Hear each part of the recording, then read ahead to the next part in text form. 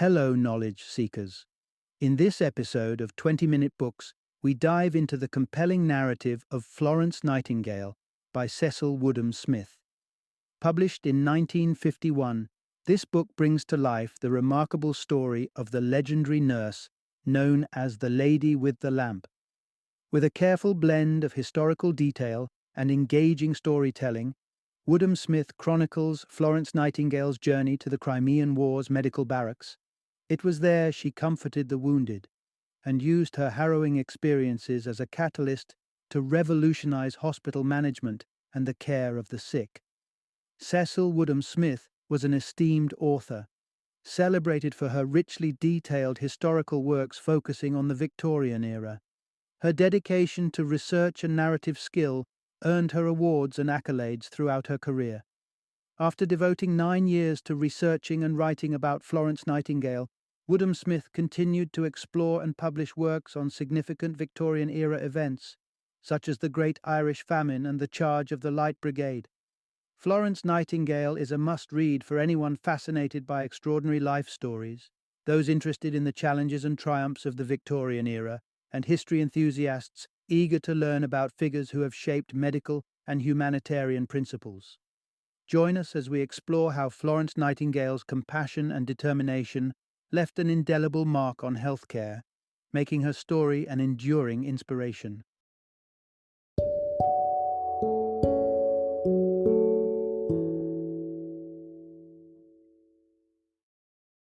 Florence Nightingale, 1820, 1910 inches. Introduction. Discover the legacy of Florence Nightingale, the nurse who answered a divine calling to revolutionize healthcare. Florence Nightingale is a name that resonates through the corridors of history, not merely as a nurse but as a visionary woman whose life was dedicated to alleviating human suffering. Her journey, fueled by a profound conviction and a calling she believed came directly from God, led her to transform the face of nursing and leave an indelible mark on the world. The Victorian era, renowned for its cultural advancements, was also a period marked by stark contrasts, particularly in healthcare. Nurses back then did not enjoy the respect and admiration we hold for them today. Instead, they were often associated with disrepute, making Nightingale's achievements all the more remarkable. Nightingale's determination was rooted in a simple yet powerful goal: to reduce suffering wherever she found it. This mission would see her tirelessly working, often against societal norms and expectations, to bring about significant improvements in healthcare. Her efforts were relentless, her dedication unwavering, and her impact timeless. Throughout her life, Florence Nightingale managed not just to nurse countless individuals back to health, but also to overhaul the nursing profession itself. She transformed nursing into a noble calling, characterized by compassion, professionalism, and a rigorous standard of care. Her legacy inspired generations of nurses, shaping the profession into what it is today. But Nightingale's contributions extend beyond nursing. She was also a trailblazer in the use of statistics in healthcare, employing data to advocate for sanitary hospital conditions, which greatly reduced patient mortality rates. Her innovative use of statistics to drive healthcare improvements marks her as a pioneer in the field. The story of Florence Nightingale is a testament to the power of unwavering dedication to a noble cause. From the hardships on 19th-century battlefields to the challenges of improving healthcare standards in an era that often overlooked the importance of sanitation, her journey is a remarkable narrative of perseverance, innovation, and compassion. This book delves into the life of a woman who answered a divine call and, in doing so, changed the course of history forever. Through her story, we learn not just about the conditions of 19th-century battlefields or the societal perceptions of nursing in Victorian England, but about the enduring impact of one woman's resolve to improve the lives of others. Nightingale's legacy is a shining example of how passion, coupled with innovation, can lead to lasting changes that benefit generations. Part 1. A Divine Call Amidst Victorian Expectations. In an era where education for women was often treated as an afterthought, the upbringing of Florence Nightingale and her sister Parta stood out as a remarkable exception. Under the tutelage of their father, Nightingale, a man of substantial means and intellect, the sisters received a rigorous education that spanned history, philosophy, and languages, from Greek and Latin to German, French, and Italian. Despite the social privileges and expectations that came with their status, for Florence, a life of parties and potential suitors felt unsettlingly insignificant. Then came the pivotal moment that would redirect the course of Florence's life. On February 7, 1837, at the young age of 16, Florence experienced what she described as a divine communication, an unmistakable calling from God Himself. This wasn't about mystical visions or unearthly voices. It was a deep, internal conviction that she was meant for a purpose far beyond the traditional roles laid out for women of her station. Responding to this calling meant making choices that were incomprehensible to her family and society. The decision to abstain from parties was just the beginning. Far more controversial was her resolve to remain unmarried, a choice that clashed profoundly with the Victorian expectation of women marrying and maintaining a household. Her mother, Fanny, and her sister Pate struggled to comprehend Florence's new path, one that strayed so far from their shared social realm. The years that followed were marked by a consistent cycle of conflict and misunderstanding within the Nightingale family. Proposals of marriage came and went, each met with a firm rejection from Florence, much to her mother's dismay and her sister's bewilderment. This pattern of courtship and denial, paired with familial strife, persisted, creating an undercurrent of tension that shadowed Florence as she sought to define and understand the nature of her divine mission. Despite the personal conflicts and societal expectations, Florence's resolve never wavered. She remained steadfast in her belief that her life was destined for a greater purpose, a purpose that was yet to be fully revealed but was undeniably rooted in a call to serve beyond conventional bounds. This inner conviction would eventually lead her to challenge and transform not only her own life, but also the very fabric of healthcare and nursing. Florence Nightingale stood on the precipice of her future, aware that the path before her was fraught with challenges, but driven by a divine inspiration that promised a profound impact on the world. Part 2. Embracing a noble calling amidst disapproval. For Florence Nightingale, the early years of her adulthood were marked by an unyielding quest for purpose, a desire to align her life with the divine will she felt had been entrusted to her. Her quest was not merely for personal fulfillment, but for a way to serve others, to extend comfort and healing where it was most needed. This pursuit increasingly put her at odds with the societal norms and familial expectations that had once defined her existence.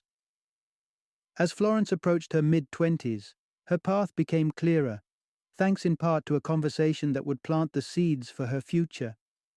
A discussion with Baron von Bunsen, a respected family friend and the newly appointed ambassador of Prussia, opened her eyes to the possibilities of serving the helpless and miserable. Von Bunsen introduced her to Kaiserswerth, an institution in Germany renowned for its dedication to caring for orphaned children, while also training women to nurse the sick and poor. Though it would take years before Florence could visit Kaiserswerth, the notion that she could be part of such meaningful work ignited a spark within her. Compelled by her newfound direction, Florence began to apply herself to the care of those around her, including her ailing grandmother and the family nursemaid, Mrs. Gale. Through these experiences, Florence confirmed her calling to nursing, a revelation that did not sit well with her family. Nursing, in those times, was far from the noble profession we recognize today. Associated with promiscuity and drunkenness, and even conflated with sex work, nursing was considered utterly unsuitable for a woman of Florence's class and background. Defying both social stigma and the vivid objections of her mother and sister, Florence remained steadfast in her commitment to her calling. She found herself trapped between her inescapable vocation and the stringent opposition of her loved ones. a conflict that plunged her into deep despair. At one point, she even wished for death, as a release from the unbearable predicament of knowing her true purpose, yet being unable to pursue it. Despite the daunting challenges and the personal toll they exacted, Florence's resolve did not falter. Her conviction that she was meant to bring healing and comfort to the sick endured, propelling her forward through the darkest moments of doubt and familial discord. This period of internal struggle and external opposition only served to strengthen Nightingale's determination to redefine nursing and, in doing so, transform the very foundation of healthcare. As she navigated the treacherous waters of societal expectations and personal despair, Florence Nightingale's journey toward embracing her noble calling was a testament to her unwavering commitment to serving those in greatest need. Part 3. From Solitary Study to Shared Purpose. Amid the constraints of her domestic life, Florence Nightingale found solace and purpose in her relentless pursuit of knowledge. Encouraged by sympathetic allies like Lord Ashley, later known as Lord Shaftesbury, a prominent social reformer, Florence dedicated herself to mastering the complexities of hospital care and public health. Her voracious appetite for information turned her into a self-taught expert in these fields long before she formally began her career. Unbeknownst to her family, she compiled vast notebooks filled with data, analyses, and insights that would later serve as the foundation for her groundbreaking work. However, this period of intense study was also marked by profound personal struggles. The chasm between her intellectual engagements and her inability to apply them in service left Florence grappling with bouts of severe unhappiness. Her private reflections from this time reveal the depth of her despair, hinting at a yearning for release from her untenable situation. Yet, it was her unwavering faith and the moral beliefs of the era that kept her from succumbing to her darkest impulses. Relief from her internal turmoil came in the form of travel and companionship. A trip through France to Italy in the autumn of 1847 allowed Florence moments of joy and discovery, particularly in Rome, where the magnificence of the Sistine Chapel left an indelible impression. It was during this journey that Florence formed a close bond with Sidney Herbert and his wife, Liz, members of another affluent English family with a dedication to philanthropy. Sidney Herbert's altruistic interests aligned closely with Florence's, and their friendship blossomed over shared aspirations for social reform and healthcare improvement. This newfound connection proved pivotal. The Herberts' unequivocal support for Florence's ambition to train at the Kaiserswerth Institute, a renowned nursing school in Germany, presented a rare opportunity. Even Florence's mother, Fanny, swayed by her esteem for the Herberts, found herself unable to object to the idea. Yet, just as Florence's path seemed to clear, the political upheaval in Germany in 1848 delayed her plans, plunging her back into a state of despair. During this turbulent period, Florence faced yet another proposal of marriage, from Richard Monckton Milnes, a suitor of considerable charm and intellect. Despite the appeal of such a match and the intense pressure from her family, Florence's commitment to her calling remained unshakable. Rejecting Monckton Milnes's proposal, she reaffirmed her dedication to a life of service, undeterred by societal expectations or familial objections. Florence's refusal to compromise her vocation highlighted the strength of her convictions and her determination to forge her own path, regardless of the challenges it presented. Part 4. The Dawn of Florence Nightingale's Professional Journey. In the tumultuous currents of Florence Nightingale's early life, a turning point was desperately needed. The year 1849 had been especially harsh, filled with growing alienation from her family and a profound sense of purpose slipping through her fingers. Amidst her prayers for direction and mercy, an unexpected opportunity emerged thanks to the compassionate intervention of a family friend, Selina Bracebridge. The Bracebridges were planning a trip to Egypt and managed to persuade Florence's mother, Fanny, to allow her to join them. But the trip had a deeper purpose for Florence. Selina Bracebridge cunningly included a detour through Germany, enabling Florence to visit the place she had longed to explore. the Kaiserswerth Institute. This visit provided Florence with a glimpse into the vibrant world of nursing and charitable work, igniting a spark of hope and determination within her. Florence's experience at Kaiserswerth was transformative. Spending 2 weeks engaging with the orphans and inspecting the facilities, she returned to England with a renewed sense of purpose. This, however, further strained her relationships with her family.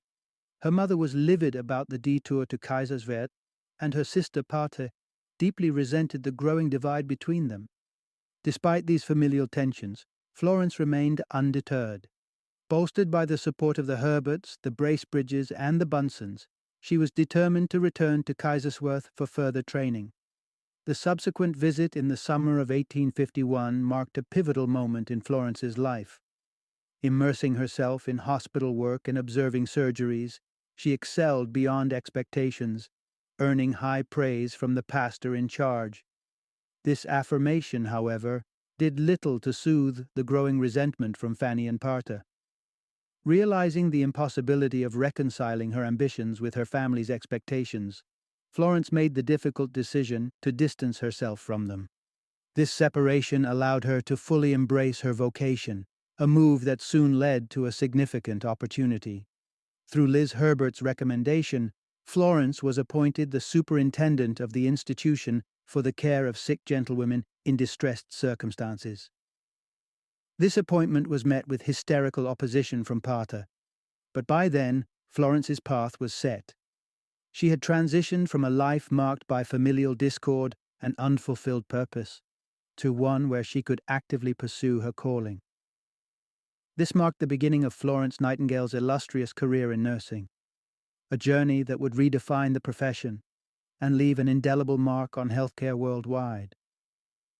At this juncture, Florence Nightingale was not merely embarking on a career, she was stepping into her destiny, ready to confront the challenges ahead with the same determination and grace that had brought her this far. Part 5. From Domestic Reforms to the Front Lines of War.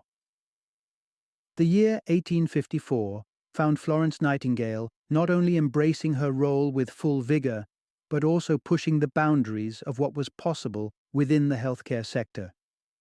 Her experiences in Ireland and Paris, coupled with her hands-on approach at the Institution for the Care of Sick Gentlewomen, had finally honed her skills in management and reform.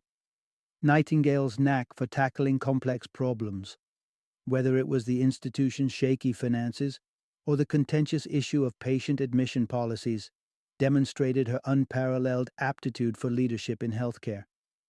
While she was making strides in organizing and improving the institution, Nightingale's ambitions extended beyond its walls. Her collaboration with Sidney Herbert, conveying insights and proposals for wider hospital reform, seemed on the cusp of sparking significant change. Together, they envisioned a future where hospitals weren't just buildings, but safe and efficient healing environments. However, as the winds of war began to stir in early 1854, Nightingale's reformist agenda faced an unexpected hiatus. The outbreak of the Crimean War posed a series of new challenges. With England and France squaring off against Russia, the conflict swiftly escalated, underscoring the dire state of military medical care. Reports of soldiers suffering, exacerbated by administrative chaos and inadequate facilities, flooded back to the British public, painting a grim picture of the situation on the ground. Sidney Herbert, as the newly appointed Secretary at War, was thrust into the eye of the storm. Confronted with the stark realities of field hospitals overrun by the needs of the wounded and the bureaucratic mire that hindered effective response, Herbert recognized the urgent need for decisive action. The revelations from the Times not only publicized the plight of British soldiers, but also catalyzed Herbert's resolve to address the medical crisis. In a bold move, Herbert reached out to Florence Nightingale, entrusting her with a mission that would draw upon all her expertise and dedication. He invited her to lead a corps of nurses to the front lines, offering a glimmer of hope in the darkest hours of the war. Nightingale's response to this call to arms marked a pivotal moment in her career and in the history of wartime medical care. Florence Nightingale, already a force for change within the confines of a London institution, was about to embark on a journey that would see her transcend national borders and establish new standards for nursing and healthcare on the battlefield. Her impending departure for Crimea represented not just a physical journey, but a transition from domestic reforms to addressing the urgent needs of war-torn communities. Nightingale's legacy, built upon the foundations of compassion, innovation, and leadership, was poised for its most challenging and defining chapter yet. Part 6. Entering the Heart of Despair. When Florence Nightingale set sail for Crimea, she carried with her not only the hopes for better health care on the warfront, but also the potential to shift the societal view of nursing. As the newly appointed superintendent of the female nursing establishment of the English General Hospitals in Turkey, she embarked on a mission unparalleled in its challenge and scope. No British woman before her had borne such a title or responsibility. The task of assembling a team of 40 nurses under the pressing constraints of time and the dire need for competence was daunting.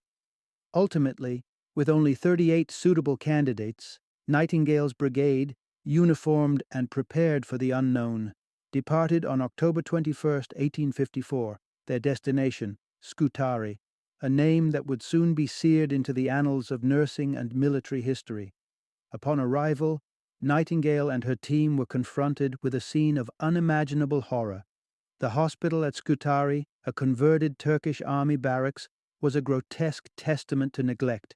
The air was thick with the smell of decay, an odious welcome that portended the suffering within its walls.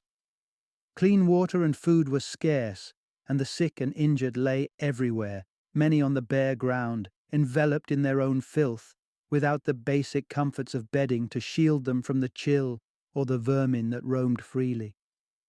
The staggering scale of the crisis at Scutari laid bare the grim reality. The deadliest enemy was not the Russian force, but the abject conditions of the makeshift hospital. Diseases and infections, bred in the filth and chaos, claimed more lives than the battlefield wounds. Nightingale quickly realized that this calamity was compounded by the labyrinthine bureaucracy of the British military's medical system. The convoluted processes of the medical department, the purveyors department, and the commissariat together formed a Gordian knot that strangled any hope of swift, life-saving action. Nightingale was determined to make a difference, but her initial attempts to intervene were stalled by resistance. The arrival of female nurses was met with skepticism and outright hostility by the Army's medical officers. Nurses, burdened by the stigma of being seen as little more than drunken harlots, were hardly welcomed as saviors. The existing prejudice suggested that their presence would exacerbate the chaos rather than alleviate it. Understanding the delicacy of the situation, Nightingale chose a path of patience and diplomacy. She knew that for her mission to succeed, she had to win the trust of the medical establishment. This meant resisting the urge to dive headfirst into the fray and instead strategically waiting for the doctor's acceptance and cooperation. This careful approach, balancing the urgent need to act with the necessity of navigating the medical hierarchy's prejudices, underscored Nightingale's extraordinary leadership in one of history's darkest hours. Part 7. Turning Tides in Healthcare. Florence Nightingale's arrival in Scutari marked the beginning of a profound transformation, not just in the dire conditions of the hospital, but in the perception of nursing as a profession. As they bided their time for an opportunity to serve, Nightingale and her team of nurses engaged in whatever preparatory tasks they could, mending linen, organizing scarce supplies, and setting a precedent for diligence and preparedness. Nightingale, ever resourceful, utilized her personal finances to purchase essentials that would soon prove invaluable. With the simple yet nourishing combination of hot arrowroot and port wine, Nightingale's team began addressing one of the many desperate needs of the soldiers: sustenance. This initial contribution, though modest, was a harbinger of the significant impact they were about to make. The turning point came on November 9, 1854, In the aftermath of a fierce confrontation at Sebastopol, the influx of wounded and sick soldiers overwhelmed the already stretched resources at Scutari, necessitating the immediate involvement of Nightingale's nurses. Seizing the opportunity, they stepped forward to care for the patients, marking their first active engagement in the crisis. Nightingale understood that the enemy was not only on the battlefield, but also within the walls of the hospital: disease, malnutrition, and neglect. With a focus on systemic improvement, Nightingale and her team set about creating a functional system to elevate sanitary conditions, directly addressing the root causes of the rampant mortality rate. The impact of the nurses was immediate and undeniable. They proved adept at wound care, surpassing the capabilities of many in the medical staff and quickly earning the doctor's respect. Nightingale herself became a vital link to external resources, establishing a supply store meticulously managed under her watch. Through her leadership, essential supplies were procured, and accountability was enforced, ensuring that resources were utilized judiciously.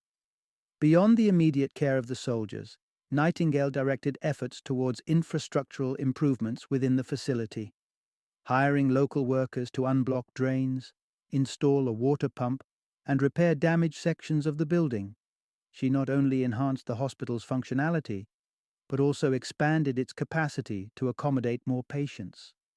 Nightingale's meticulous documentation and communication with Sidney Herbert ensured that her achievements and challenges were known to influential figures back home, including Queen Victoria.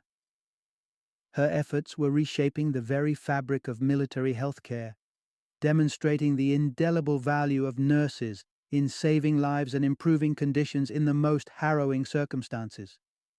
Florence Nightingale's work in Scutari, underpinned by her indomitable spirit and innovative approaches, laid the groundwork for modern nursing and healthcare practices.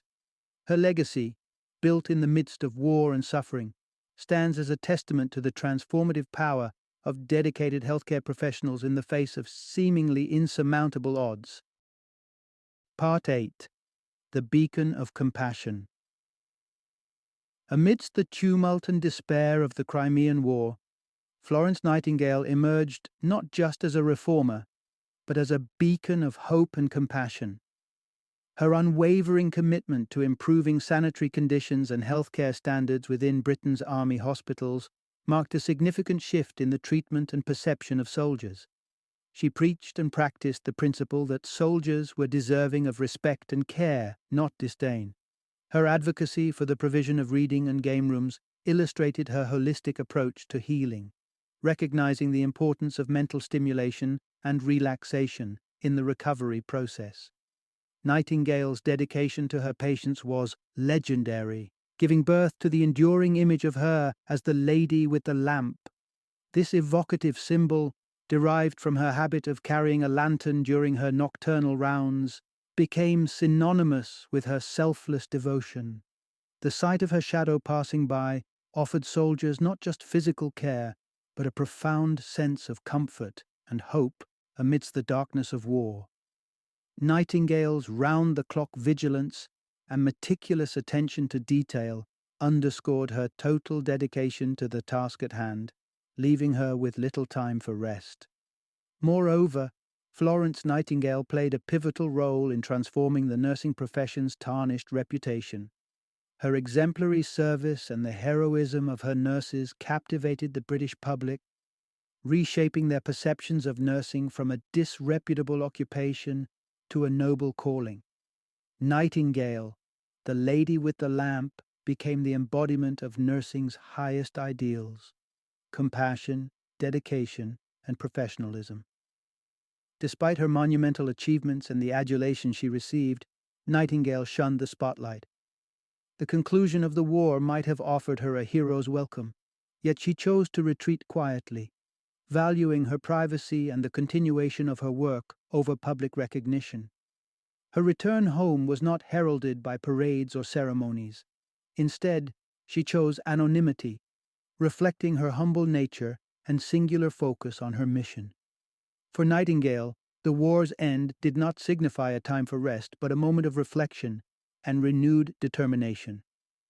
Haunted by the memories of those she could not save, she felt a profound responsibility to ensure their sacrifices were not in vain. This sense of purpose drove her to dedicate the remainder of her life to advocating for healthcare reform, aiming to prevent future suffering on the scale she witnessed. Nightingale's resolve to use her influence for lasting change exemplifies her character. Forward-thinking, relentless, and eternally committed to the betterment of healthcare. Florence Nightingale's legacy is not just that of a nurse who braved the front lines, but of a visionary who forever transformed medical care. Her journey from the candlelit wards of Scutari to a tireless champion for healthcare reform is a testament to her indomitable spirit and unwavering compassion. Nightingale's life work reminds us that in the darkest times, humanity and hope can not only endure but shine brightly, guiding the way forward. Part 9. A Life of Dedication, a Legacy of Reform. Florence Nightingale's return from Crimea didn't diminish her influence, it magnified it. Her transformative work caught the attention of the highest echelons of society, including Queen Victoria herself.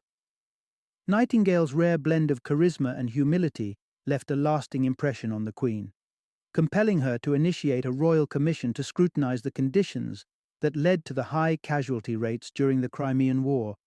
This move underscored Nightingale's exceptional ability to enact change at the very foundations of society. Nightingale's scope of work wasn't confined to the military. Her vision for improvement encompassed the entire medical sector.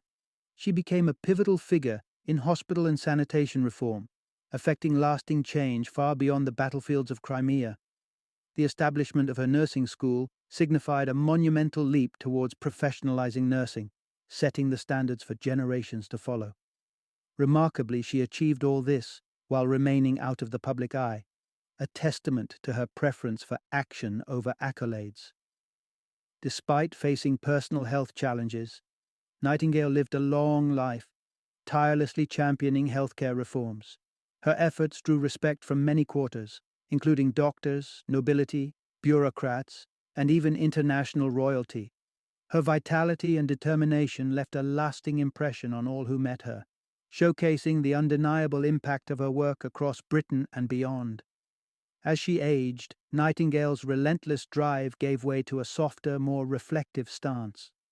She found a measure of contentment in her achievements, a stark contrast to her earlier years, where anything short of complete success weighed heavily on her. This acceptance marked a significant shift in her outlook, allowing her to appreciate the strides made in healthcare and sanitation reform.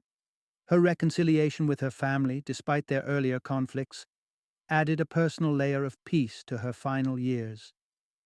Florence Nightingale shied away from public adulation throughout her life, staying true to her belief in modesty and the greater good above personal glory. Even in death, she remained consistent in her wishes, eschewing grand memorials for a simple grave marker. Her final resting place in East Wellow, marked only by her initials and dates of birth and death, belies the monumental legacy she left behind. A legacy characterized by a relentless pursuit of better healthcare, the professionalization of nursing, and a profound influence on public health policy. Florence Nightingale's life story is a powerful reminder of the impact one individual can have on shaping better healthcare practices and policies, all while maintaining a steadfast commitment to service, humility, and reform. Her legacy endures not in the grandeur of memorials, but in the profound changes she inspired in the world of medicine and nursing, setting a benchmark for future generations to aspire to. Final summary. Florence Nightingale's life story is a testament to the power of unwavering dedication and self-sacrifice in the face of countless obstacles.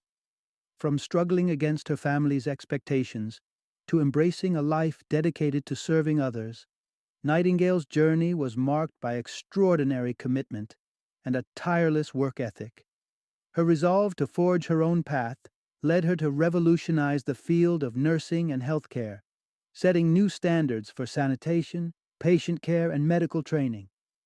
Despite the toll on her physical and mental health and the tensions it created in her personal relationships, Nightingale's passion for her work was undiminished.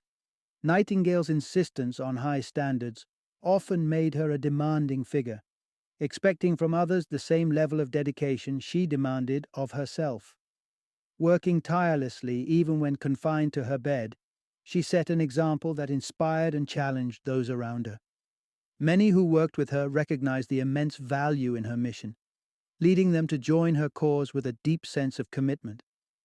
This ability to inspire devotion despite her exacting demands highlighted Nightingale's unique blend of visionary leadership and humble service. Her impact extended beyond her lifetime, leaving a legacy that reshaped the healthcare landscape. Nightingale's initiatives in hospital sanitation, nursing education, and public health reforms are pillars upon which modern nursing and healthcare standards rest. Her story is not just one of personal achievement, but a reminder of the transformative power of dedication to a cause greater than oneself. Florence Nightingale's life embodies the essence of perseverance in service to humanity. Her journey from a constrained young woman to a pioneering force in healthcare showcases her extraordinary capacity to enact change through sheer will and compassion. Nightingale's legacy serves as an enduring inspiration, exemplifying how one individual's commitment can leave an indelible mark on the world, improving the lives of countless people across generations. Her story is a vivid reminder of the impact of serving others with dedication, vision, and above all, a deep-seated desire to make a difference.